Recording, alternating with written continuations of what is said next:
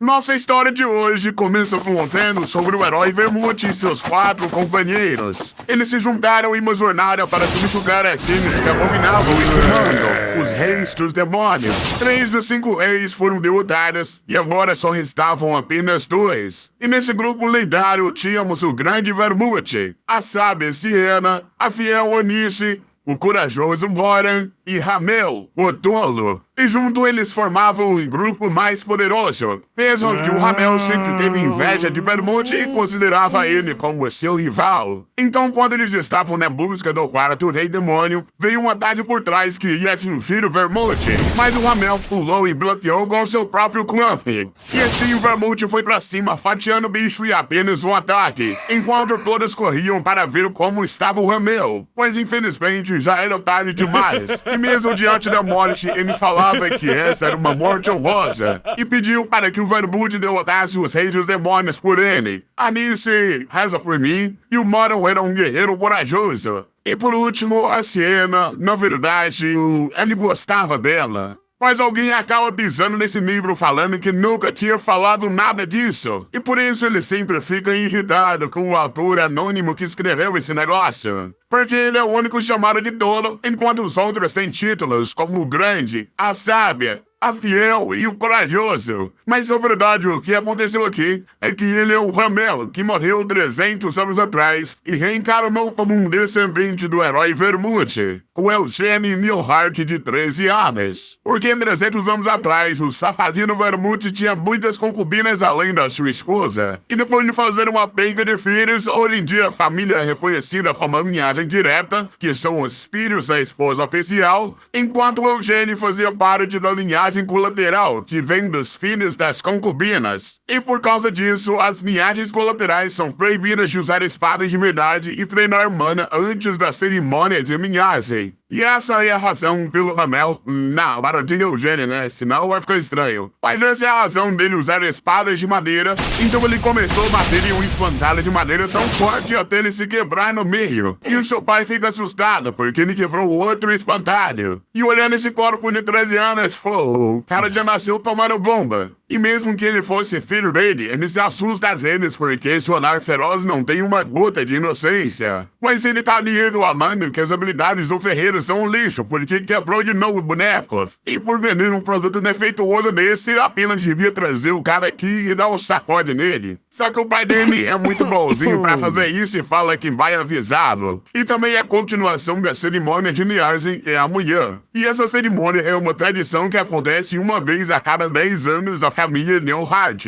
E na cerimônia, seja linhagem direta ou colateral, eles reúnem todas as crianças entre 10 a 15 anos da casa principal. E elas competem para ver quem tem um talento que valesse a pena para a família. Mas o problema é que a linhagem direta, diferente da colateral, pode treinar usando espadas reais e desenvolverem a sua mana. Por isso é uma injustiça, eles apenas estão impedindo a linhagem colateral de subir no poder. Enquanto o papai dele tá pensando que ele tem um talento incrível, mas ele ainda acha que tem uma grande diferença dele com a linhagem direta. Então ele fala que mesmo que ele seja talentoso, não era pra ele tentar competir com as crianças da casa principal. E ele fala que não vai enfrentar elas, mas é claro que ele vai ser só um torneio de habilidades contra criancinhas de 10 anos. Tão chato que dá vontade até de dormir. E nessa cerimônia de agora haverá 3 crianças da linhagem direta e 6 da linhagem colateral que vão competir. Sendo da linhagem direta o filho da primeira esposa e as outras 2 são gêmeos da segunda esposa. Além de 2 na colateral que tem alguma autoridade, enquanto o resto são só os lixo mesmo. Mas assim ele partiu outro espantalho porque ele vai ver o quando esses descendentes cresceram. Então, no outro dia, ele foi de carruagem para a casa principal, pensando que na sua vida passada, ele pensou que era um gênio, porque desde criança ele não tinha problema em aprender coisas novas. No entanto, isso foi até conhecer o Vermute. Aí ele percebeu que não era nada de um gênio, porque o cara simplesmente era mestre em espada e em magia, além de ser chamado de um deus da guerra. E também tinha a sábia Siena, que foi eleita como a mais nova bruxa líder da torre mágica. A Anice tinha um coração podre, mas era chamada de a Santa do Império, e o Moron corajoso. Por incrível que pareça, o idiota acabou criando seu próprio reino. Ele soube que todos eles viveram bem no fim, mas porque diabos o rei demônio ainda está vivo? Porque depois que ele morreu no castelo do rei do encarceramento, Vermute fez uma promessa com o rei, e graças àquela promessa, a guerra contra eles acabou e o mundo se tornou pacífico. E essa paz continua até agora, 300 anos depois. Então o mordomo tá falando que daqui em diante as terras pertencem aos Leonhardt, mas ainda vai demorar um pouco para chegarem na mansão principal da família. E por isso ele pergunta se não é inconveniente ter terras tão grandes. Mas a verdade há portais instaladas por aqui, então tá de boa. E se esse é o caso, porque a gente tá indo de carruagem, meu jovem? E assim finalmente chegamos na mansão principal. E é claro que nada de boas-vindas. E esse aqui é o símbolo dos Leonhardt, um leão no meio. E os únicos que podem ter esse emblema na roupa são os descendentes diretos. E como ele foi o primeiro a chegar, o mordomo mostrará a casa de visitas. A empregada Nina vai se apresentando porque é ela que vai servir o Eugênio enquanto ele estiver aqui. E vendo que ela é fome, ele pergunta quantos anos ela tem. Mas não é muita coisa, ela só tem 16 e acabou de terminar o seu treinamento. Então passaram uma recém-treinada pra ele. E aí ele pergunta quando seus outros parentes irão chegar. E no mínimo em 4 dias tá todo mundo aqui. Aí ele pede pra ela mostrar onde fica o local de treinamento, porque mesmo fora de casa, um monstro tem que trabalhar. E por isso, em outro canto, esse mano tava perguntando qual era o nome daquele cara, porque ele apenas ouviu dizer que ele era da zona rural do Império. Então ele deve saber mais é capinar mote do que usar uma espada. E ele também aposta que a carruagem que ele veio fedia a amêndoa de vaca.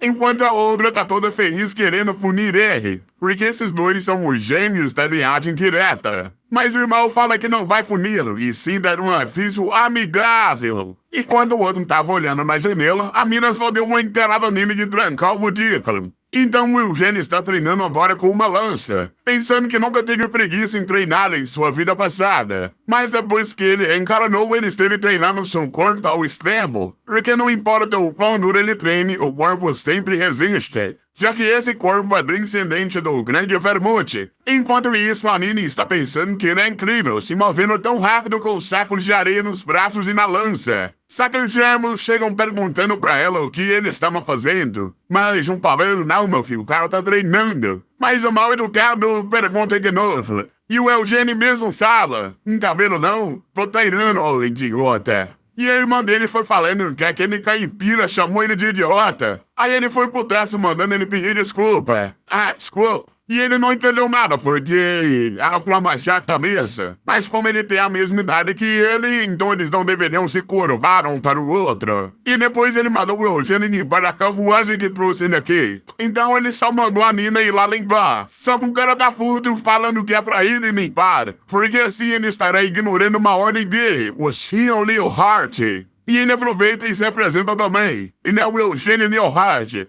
E a irmã e a frase é C.O. Leonhardt. E por isso, como ele ignorou sua ordem e desafia o Eugênio para um duelo. Mas ele fala que ele não deveria usar essa palavra tão fácil assim. E poderia só deixar ele em paz logo. Aí um senhor tava perguntando se ele tava com medo de duelar. E ele fala que não tem nem um pouco de medo. E também não tem interesse em duelar ou pedir desculpas. Então da sorte puto tava falando que os pais dele não ensinaram o que é honra pra ele. E por isso o Eugênio só vai jogando os pesos no chão porque ele vai cair na porrada. E cada piso caído era o cara trancando o budíbulo, já que ainda sabe que os pesos eram só de enfeite. E como foi ele que desafiou para um duelo, ele não pôde dar pra trás agora, senão o Maciel vai zoar ele. E aí ele jogou o lenço desafiando o Eugênio para um duelo. E ele aceita. Só que na primeira chance ele já mandou a lança de madeira no peito dele. E assim o vencedor já estava declarado, enquanto ele estava ali vomitando no chão. Então o Maciel vem falando que isso é covardia. Mas aonde tá a covardia? Porque o duelo começa assim que o pano é jogado.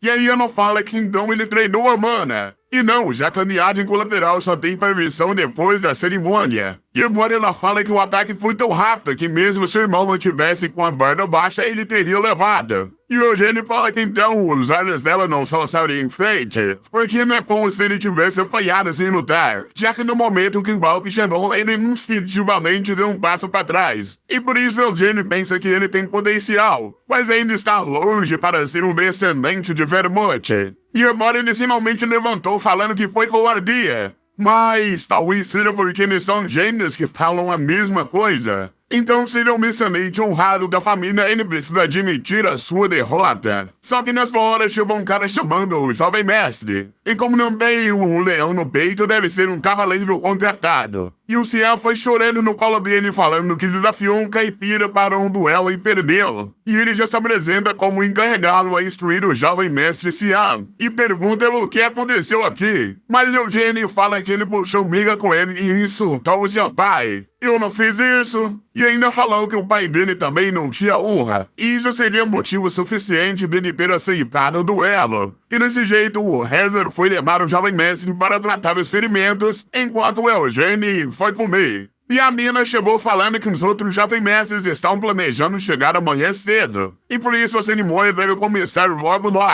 Então ele foi lá de fora pensando que vai acabar com a raça dos descendentes de Vermute. E era pra ele não ficar tão irritado com isso. E agora lá na casa principal, a mamãe tá falando que o Cian desafiou algum pirralho da família colateral e perdeu. E essa é a segunda esposa da linhagem direta. E como foi isso que aconteceu, ela manda o leque no peito dele porque ele ainda perdeu em um só ataque. E mesmo ele reclamando, ela manda ele ficar quieto, perguntando para o Rezer se aquele pirralho nunca treinou humana. E realmente, ele não possui nenhum traço de mala em seu corpo. Agora ela pergunta pra Ciel como foi que ele perdeu. E ela fala na lata o que aconteceu. Ele foi atingido pela lança rápida no Eugênio. Então ele tentou falar alguma coisa e tomou-lhe um tapão na cara. Porque se não bastasse um duelo, ele perdeu na frente de seres inferiores e para um garoto que nem mana tem. E por isso a mamãe aí fala que quer matar o Rezer agora mesmo. Mas não pode fazer isso porque ele é favorecido pelo seu marido. E é moreno para ele treinar o Cian para que ele nunca mais envergonhe a família novamente. E aí os dois foram saindo, enquanto ela fala para Ciel ficar perto daquele garoto. Mesmo que na cabeça dela ela queira matar ele, mas ela já seria a primeira suspeita.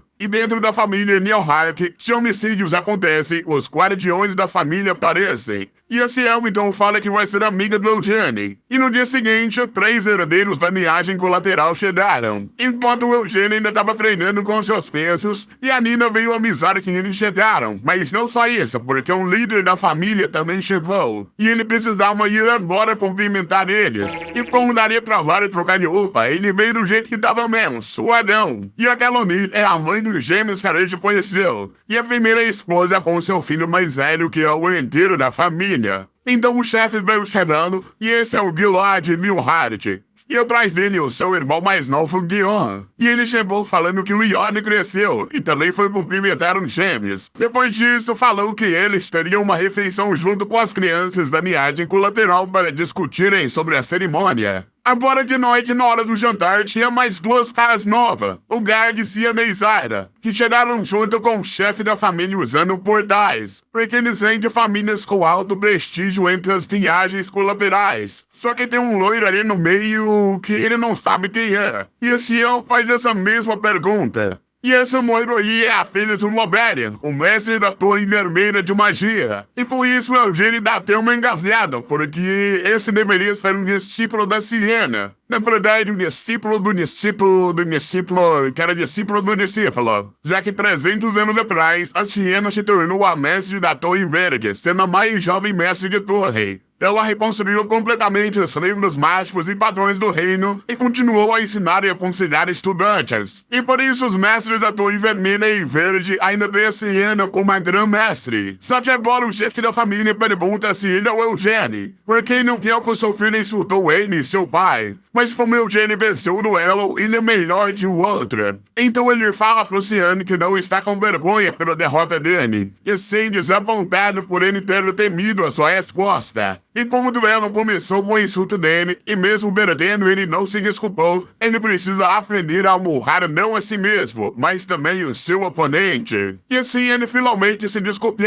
E o chefe pergunta se foi o pai dele que ensinou ele. Mas ele ensinou só o básico e o resto ele aprendeu sozinho. E agora até o Shanji fala que essa cerimônia será divertida de assistir. E depois do casos de família, finalmente podemos matar a fome. E como ele falou, o motivo dessa reunião é explicar a cerimônia. Mesmo que ele acredite que os métodos sejam injustos, já que a Nipo lateral não pode treinar com Ana ou sequer com uma arma de verdade, sendo assim é impossível que eles vençam. E por isso, nessa cerimônia, 3 dos filhos dele irão participar. Entretanto, ele não quer testar só o potencial dos filhos dele, assim das outras crianças que carregam o nome Leonhardt. Mas continuando, é por isso que nessa cerimônia teremos a ajuda externa do mestre da Torre Vermelha. Daí ele só está nos dedos e fala que nessa cerimônia todos eles irão explorar um labirinto que ele criou. Só que eles irão por entradas diferentes e derrotarão um monstro de Enick lá no centro. E para isso eles precisarão passar por várias batalhas e armadilhas até chegarem lá. E todos os eventos que acontecem vai ser ilusões que ele criou com magia. Então nem importa o que eles sintam lá, nada disso é real, é só uma aventura carregada de ação. E se um deles 9 derrotar o boss, a cerimônia acaba e todos receberão pontos com base na sua contribuição. E o gordinho ali pergunta se vai ficar tudo bem se eles não conseguirem fugir. Mas se ele tiver com medo, pode só ficar neblada mesmo. Então o Eugênio pergunta o que eles receberão se derrotar o boss. E o chefe fala que permitirá que eles peguem um item da câmara de tesouros da família. Aí ele fica todo empolgado pensando em vencer essa cerimônia e pegar o que quiseram na câmara dos tesouros. Só que ali na frente daqueles 2 que chegaram junto com o chefe. E eles perguntam se ele realmente venceu um duelo contra o Xian. E foi verdade, e se eles não têm mais nada pra falar, ele já tá indo. E mesmo o Bomaru mandando ele esperar, ele vazou pra fora. E foi para o campo de treinamento treinar, só que dessa vez com uma espada. Enquanto os 2 estão ali na ponta esperando. Até que o bombado se aproxima e arranca a blusa e vem falando que ele pode tocar. Puxa, é retardado. E isso é porque a família dele possui um medicamento secreto para o crescimento de músculos. O remédio intencionar o crescimento dos músculos sem acumular mana dentro do corpo, apesar de não possuir efeitos colaterais. E por isso ele pergunta se ele estava interessado. Mas a outra chegou falando que soube que ele usou lança contra o Xian. E ela quer saber por que ele tá usando uma espada agora. E ele fala que consegue usar as 2 de boa. Então ela vem pedindo uma luta, já que ela é uma especialista com a lança. E de qualquer jeito ele aceita, porque é mais fácil de lidar do que o bombado que quer vender remédio pros músculos. E assim a batalha vai começar, enquanto o bombado é o juiz que fica esbanjando seu corpo. Isso lembrou ele de outro idiota que ele conhecia. Embora em suas márigas, a Mida já tava puta achando que ele não pode usar espada e lança, e por isso ela mostrará a verdadeira arte da lança pra ele. E aí deu o começo da batalha. Ela partiu pra cima, mas analisando o oponente, ele não tinha nenhuma abertura. Mas mesmo assim, ela foi pra cima e ele percebeu. Aí começou um ataque enquanto o outro defendia. E até ele reconheceu o potencial que ela tem com uma lança. Só que ela ainda não é páreo para ele. E por isso ele quebrou o ataque perguntando se ela não vai conseguir acertar nem mesmo um ataque nele. E ela vidrada foi pra cima e foi aquela batalha. Foi pro lado achando que ele tava desprevenido, mas ele só pisou na lança dele porque essa batalha já foi vencida. Então o Eugênio foi dormir, mas isso até o bombado acordar ele falando que precisam unir forças. Só que falaram que cada um iria por uma entrada diferente, por isso não tem muito sentido. Mas mesmo que as entradas sejam diferentes, o destino é o mesmo. E os gênios da família provavelmente unirão forças. Por isso o bombado quer se reunir no centro para enfrentar o boss. E tendo certeza que ele consegue solar um boss bonito sozinho, ele pergunta o porquê eles querem tanto matar o boss. E isso é porque na cerimônia de viagem, a minha lateral nunca venceu nenhuma vez sequer. Mas dessa vez eles têm uma chance, porque tem ela, o bombado e ele que conseguiu derrotar o Xian. Então ela convida ele para derrotar a linhagem direta. Enquanto isso, lá na segunda esposa, ela tá pensando que como o mestre da torre está aqui, tem uma chance de que ele tome o mais velho Yoji como seu discípulo. Porque desde jovem ele sempre gostou mais de magia do que outra coisa. E se ele acabar se tornando discípulo do mestre da torre, ele vai ter de sair da família principal por um tempo. E durante esse tempo, os gêmeos vão evoluir enquanto o Yoji praticamente já teria desistido da sua posição. E também tem o problema do filho dela ter apanhado de um caipira. Mas se os talentos dele forem tão incríveis assim, essa derrota de Siam pode ser apagada. E assim, 3 dias depois, a cerimônia de continuação de linhagem finalmente começou. O mestre da torre deu uma luzinha de magia pra todo mundo, porque primeiro eles farão suas armas, e por isso era pra eles moldarem a luz enquanto visualizam a arma que querem nas suas mentes. E desse jeito todo mundo foi fazendo suas armas, e a Ciel já pergunta o que fazer se elas quebrarem. Mas como tudo é feito de magia, ela nunca quebrará dentro do labirinto. E o outro lá atrás pergunta por que eles não podem criar vida. Mas na verdade isso é um tabu na magia. E assim todo mundo já pegou suas armas enquanto o Eugênio pegou uma espada curta e um escudo. E a Ciel já pergunta o que ele vai fazer se encontrar ela no labirinto. E essa foi a pergunta que o chefe respondeu, porque eles podem batalhar lá dentro, já que é a cerimônia de linhagem. Contudo, na de hoje, julgamento rápido e cooperação são importantes. E ela já vai dando um sorrisinho pro lado dele. E desse jeito, o mestre da torre foi entregando um colar para todo mundo que está conectado com a consciência deles. E se eles estiverem sob perigo real, o mestre vai interferir. Por isso, se eles acharem que não dão conta, é pra bater na gema e gritarem socorro. E assim a explicação acabou e voilá, o portal apareceu. E no momento que cruzarem aqui, serão levados cada um para um caminho diferentes. E agora o Eugênio foi entrando lembrando que ele já explorou labirintos até dizer chega na sua vida passada. E como o dedo é fechado e tem paredes dos dois lados, vai ser difícil para uma arma de longo alcance. E por isso que ele escolheu uma espada curta e um escudo. E bem no começo, o primeiro Zewella já foi atacado por slime e pediu socorro. E depois de 1 hora desde o início, os fracotes falharam. Enquanto o chefe e o mestre estavam assistindo o movimento dos outros através de esferas mágicas. E na tava moldado arregaçando os goblins e avançando fortemente. A mina da lança também estava passando a lança em geral. E como os slimes são chatos de cortar, ela só cascou fora. Já que ele está passando pelo labirinto evitando combates. Enquanto o Cian estava indo de boa porque a mãe deles conseguiu o mapa do labirinto antes da cerimônia começar. Então ele e a Cian estudaram o mapa e sabem tudo que tem por aqui. E aí ele pegou a pedra e jogou lá numa tira e foi passando. Já lá no ancião, ela tava passando pelos monstros sem nenhum problema. E o Yod tava encampado à frente de um monstro criado com magia. E quando ele veio, ele conseguiu derrotar também. E até o mestre da torre percebeu que ele tem interesse em magia. E o chefe já até tentou contratar um professor de magia pra ele, mas ele desistiu porque acredita que precisa se tornar o próximo líder da família pela sua mãe. E por isso o chefe já vai cantando o mestre da torre para fazer o seu discípulo.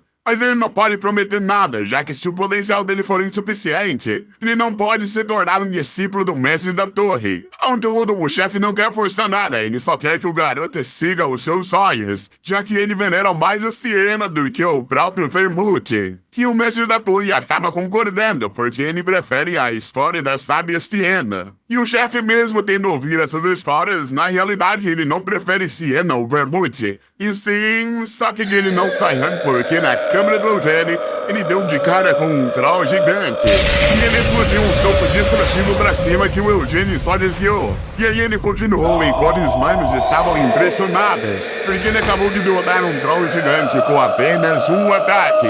E lá no bombado, ele acabou de encontrar o mesmo troll. Só que aqui já tá diferente, porque tá sendo uma luta pau a pau. E mesmo ferido, o bombado conseguiu ir pra cima e cortou o velho troll. Então ele só pulou e perfurou o seu peito.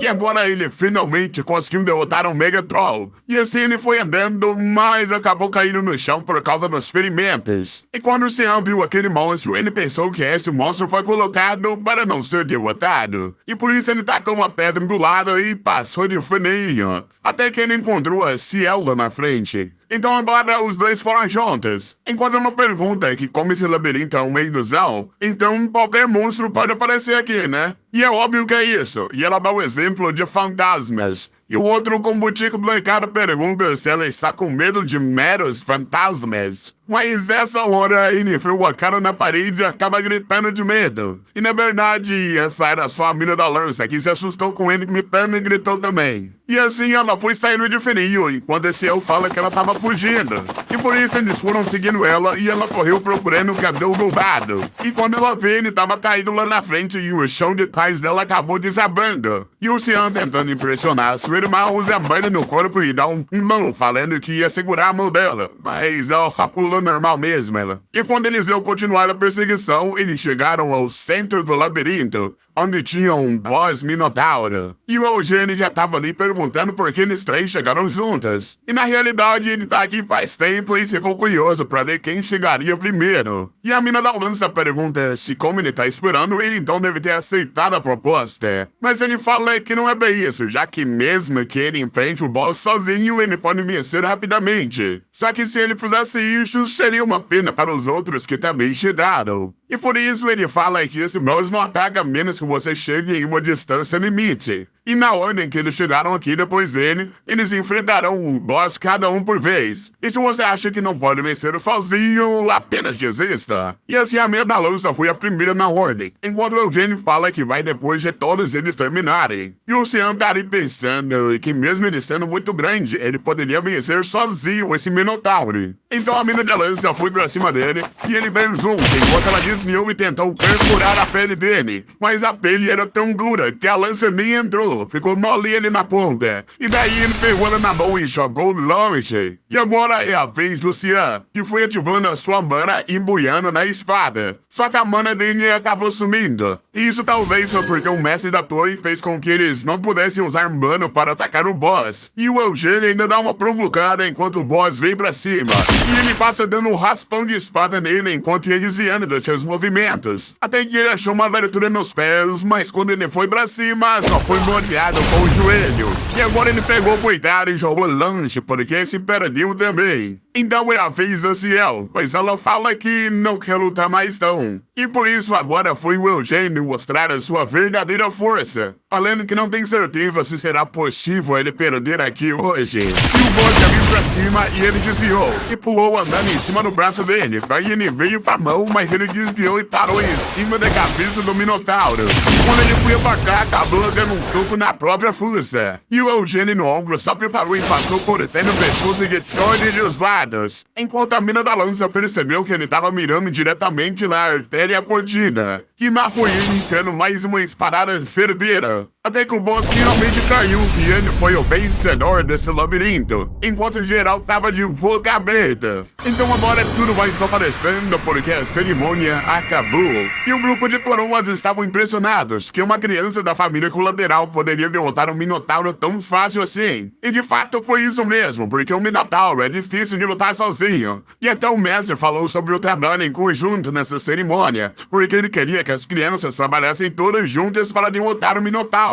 Mas essa criança aqui acabou superando tudo isso. Ele fez parecer como se fosse moleza derrotar aquilo. Então o chefe fala pra ele que o garoto não tem feito nada além de treinar desde que chegou aqui. Até na sua cidade natal, ele era conhecido pela sua persistência. E por isso esse garoto nasceu para lutar. E o mestre até pergunta se ele não tá incomodado, porque ele é muito melhor que os filhos dele. Mas segundo ele, isso é algo para se alegrar, já que o nome de Elhat brilhará ainda mais. E a liderança da família é ocupada apenas pelos maiores. Então se seus filhos não forem capazes disso, é por direito do garoto. E assim o mestre dá um conselho para o chefe adotar ele na família principal. Porque se uma linhagem colateral superar a linhagem direta, apenas isso já é o bastante para as outras desprezarem a família principal. Só que primeiro vamos dar os parabéns para as crianças que acabaram de chegar. Então o chefe fala que viu todos no labirinto e que eles fizeram um excelente trabalho. Contudo, o Eugênio foi o mais espetacular entre as 9 crianças da cerimônia. Ele foi capaz de passar por tudo e derrotar um troll sem nenhuma ferida.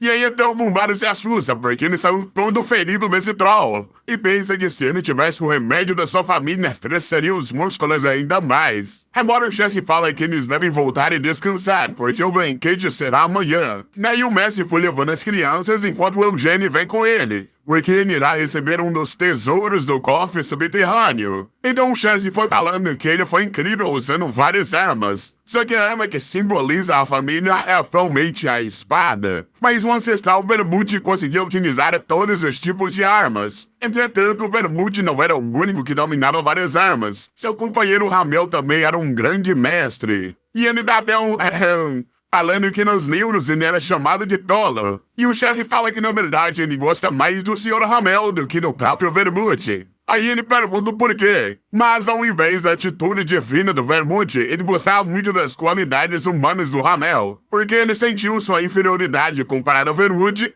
mas nunca desistiu. Ele se esforçou para superar seus limites e no fim se sacrificou lá pelos seus companheiros. E por isso até ele mesmo fala que prefere o Ramel. Então chegamos na Câmara dos Tesouros, e eles foram descendo. Enquanto ele fala que o Eugênio é a primeira pessoa sem ser o chefe que veio até aqui. E lá fez heranças que eles juntaram por centenas de anos, inclusive a espada sagrada do Grande Vermute. Mas ninguém pode pegar ela, porque ela só pode ser usada por uma pessoa, já que depois do Vermute, a espada sagrada não reconheceu mais ninguém. E seu nome entrada e abriu a porta do leão e falou pra ele ir lá dentro escolher se ele ia esperar aqui fora. E assim não foi nosso Eugênio testar a espada sagrada, né? Já que essa é uma espada que existe desde as origens do Império Sagrado de Juras. Ela foi selada por muito tempo no templo e reconheceu apenas o Vermute como seu mestre. E 300 anos atrás, essa espada foi a que perfurou o Rei Demônio do Massacre. Contudo, depois disso, ela apenas foi usada como uma tocha. Então ele botou a mão lá e tentou puxar, mas a bicha não saía de jeito nenhum, nem pescava. Aí ele deixou quieto mesmo e foi olhar outras coisas. E lá do lado tinha a espada da gula, uma espada que consome a mana que corta e transforma ela no seu próprio poder. E o único motivo do Vermute conseguir usar ela é porque ele era um mago excelente. E aqui também tem a lança dracônica Carbus, a lâmina da tempestade Whitney, uma espada abençoada pelo rei do espírito elemental, o arco do trovão retumbante, uma espada que se torna um chicote, mas ele ainda não tá vendo a espada da luz da lua ou a lança demoníaca. Ou seja, como se passou muito tempo, já devem ter pegado essas armas roubadas daqui. E por isso ele tá pensando em pegar a Whitney, já que ela pode usar poderes só de brandi-la. E se acumular mana o suficiente, é possível invocar o Rei Elemental. E aqui também não fica guardado só armas, tem acessórios e gemas. E ali na frente ele vê um colar que ele tinha na sua vida passada, a herança de seus pais que foram mortos. E ele tempos depois conseguiu vingá-los, mas continuou usando esse colar até o dia da sua morte. Então ele se pergunta se o Vermute trouxe o corpo dele de volta. Porque 300 anos atrás teve a promessa feita entre o Vermute e o Rei Demônio do Encarceramento, que levou a paz. E assim ele tá se perguntando o que aconteceu. Mas ele não quer guardar rancor de seus companheiros, já que deve ter sido um motivo para não conseguirem derrotar o resto. E aqui nesse lugar tem várias armas que ele quer. Só que ele prefere ficar com esse colar mesmo. Então até o chefe pergunta se ele tava sendo sincero mesmo. E vendo o colar, é apenas um colar velho e simples, nada de valioso. Aí fica a pergunta, o que isso tava fazendo no cofre? E ele tenta vir com estátua de leão, mas esse colar não estava registrado no cofre. E por isso esse não é um dos tesouros dos Nilhart, já que não tem nenhum valor. Mas o Jamie quer mesmo ficar com ele. Contudo, ele precisa mandar para o mestre da torre avaliar este item. E como isso não era um tesouro, o chefe falou que ele podia pegar outra coisa que ele quisesse lá dentro. E aí ele foi correndo direto na espada Whitney, porque vai ser essa mesma. E mais tarde a mina da lança estava perguntando por que ele não pegou uma lança, enquanto o outro falava que ele devia ter pegado um machado. E aproveita para convidar ele para ir à casa da sua família pegar uns remédios para o crescimento dos músculos. Mas a mina manda ele tirar a espada pra fora. Opa, a outra, né? E essa espada é Stormblade Whitney, que possui a bênção do elemental Rei do Vento. E assim que ele tiver mana suficiente, ele vai conseguir chamá-lo também. E mesmo isso sendo legal, ela ainda preferiria pegar uma lança. E ele fala pra ela que lá haviam muitas lanças. E nada bobo, ela pergunta se a lança Ruintos estava lá, porque essa é com certeza a arma mais poderosa de Vermute, já que era usada pelo Rei Demônio da Brutalidade. E 300 anos atrás, haviam 5 dos Reis Demônios, o do Apocalipse, do Aprisionamento, da frenesia, o da brutalidade e o do massacre. E por isso, Bombado fala que a mais poderosa é a esmagadura destrutiva de bolas, que foi usada pelo do massacre. Enquanto eles estavam discutindo qual era a arma mais forte, você poderia aproveitar para se escorar lá embaixo para mais veios desse tamanho. E agora o Eugênio dava um meio show de arte de espada, porque a partir de hoje é que a verdadeira história dele se expandirá por este mundo. Até que ele se torne a pessoa mais poderosa de todas. Para você não perder mais nenhum vídeo desse canal, Mangá Sensei, já se inscreva aí embaixo.